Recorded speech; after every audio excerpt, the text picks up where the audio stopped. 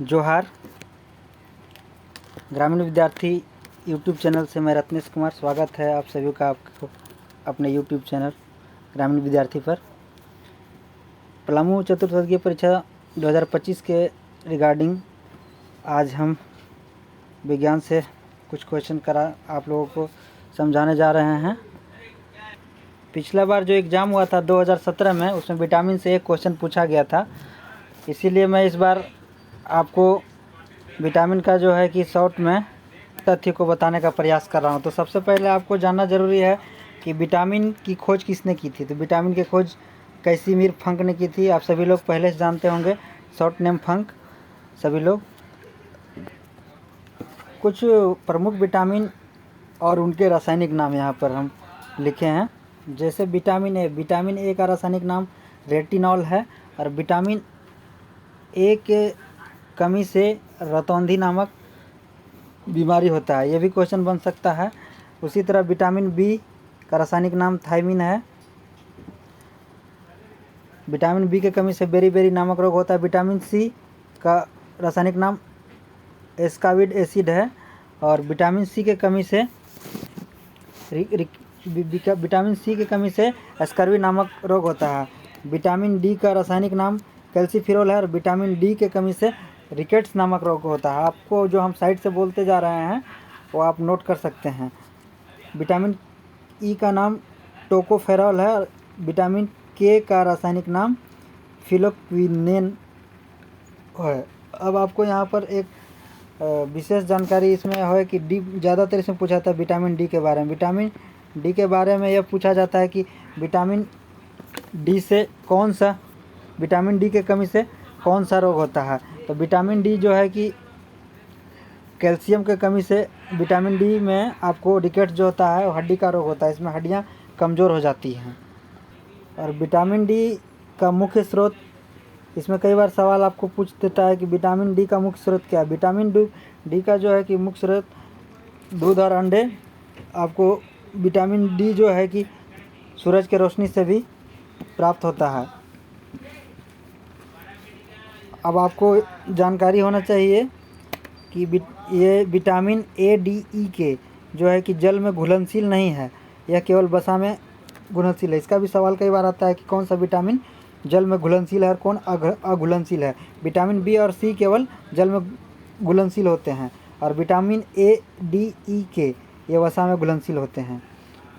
अब आपको कुछ बता दे रहे हैं, जैसे बैक्टीरिया से कौन सी बीमारी होते हैं और विषाणु वायरस से कौन सी बीमारी होते हैं, प्रोटोजोआ से कौन सी बीमारी होते हैं और फफूंद से कौन सी बीमारी होते हैं। तो देखिए, जीवाणु बैक्टीरिया, इंग्लिश में बैक्टीरिया बोलते हैं, हिंदी में जीवाणु। बैक्टीरिया से हैजा, तपेदिक, कुकुर खांसी, प्लेग, टाइफाइड, टिटनेस और डिप्थीरिया। उसी तरह विषाणु से एड्स, चेचक, पीलिया, पोलियो और डेंगू, ये सभी बीमारी होती है। यहाँ पर इसमें कुछ एडिशनल क्वेश्चन कई बार बनता है, जैसे टाइफाइड और हैजा दोनों गंदे पानी से होते हैं। टाइफाइड जो है इसमें बुखार हो जाता है, ठीक है ना। प्लेग से संबंधित क्वेश्चन पूछा जाता है। प्लेग जो है कि चूहे के कारण फैलता है। टिटनेस आप लोग को मालूम है कि कुछ जंग लगे चीज़ों से कटने के बाद टिटनेस हो जाता है। इसके लिए इससे बचने के लिए टेटवेट नामक इंजेक्शन को लगाया जाता है। उसी तरह इसमें एड्स वाला क्वेश्चन कई बार पूछ दिया है। एड्स जो है कब मनाया जाता है, जैसे एड्स दिवस, ये जो है एड्स दिवस जो है 1 दिसंबर को मनाया जाता है। एड्स का फुल फॉर्म भी पूछा जाता है कई बार, इसका फुल फॉर्म आपको याद कर लेना है। ए से होता है एक्वायर्ड, आई से होता है इम्यून, डी से डेफिशिएंसी और एस से सिंड्रोम।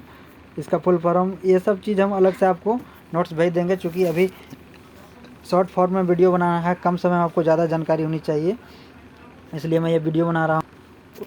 उसी तरह प्रोटोजोआ से 3 बीमारी होता है, मलेरिया, सोने की बीमारी और पायरिया। मलेरिया आपको मालूम होना चाहिए, जानकारी है होगा ही कि ये मादा एनाफ्लिज नामक मच्छर के काटने से मलेरिया होता है। इसके उपचार के लिए कुनैन नामक टैबलेट दिया जाता है। पायरिया जो है कि मुंह से संबंधित है। मसूड़ों में दांत में खून आता है, मसूड़ों से खून आता है मसूड़े कमज़ोर हो जाते हैं। सोने की बीमारी सिंड्रोम, जिसको स्लीपिंग नहीं आता है, मतलब नींद अच्छी तरह नहीं आता है। ये फिर फफूंद से है कि दमा, खुजली, गंजापन, दाद, एथलीट फूड को हम लोग हाथी पाँव बोलते हैं, ठीक ना। हाथी पाँव जो पैर जो है कि आप देखेंगे बहुत सारे लोगों को मोटा हो जाता है, ये फफूंद के कारण एथलीट फूड होता है। आपको अगली वीडियो में विशेष हम बताएंगे। इस वीडियो को यहीं तक हम ख़त्म करते हैं। अब मैं शॉर्ट वीडियो बनाऊंगा ताकि आप लोगों को कम समय में ज़्यादा जानकारी हो। इसका PDF भी ग्रुप में डाल दिया जाएगा। आप सभी लोग इस चैनल को, ग्रामीण विद्यार्थी चैनल को ज़्यादा से ज़्यादा लोगों के बीच लाइक नहीं करेंगे तो कम से कम अगर आपको अच्छी तरह समझ में आ रहा है तो अपने दोस्तों, मित्र, रिश्तेदारों या जो फॉर्म भरे हैं, आपको बता दे रहे हैं कि JSSC का भी एग्ज़ाम देंगे, उनके लिए भी जो है कि ये यूजफुल चीज़ है। 4th ग्रेड के लिए तो है ही, लेकिन झारखंड के तमाम परीक्षा के लिए यूजफुल है। ठीक है, आप सभी को फिर अगला वीडियो में मिलते हैं, तब तक के लिए धन्यवाद।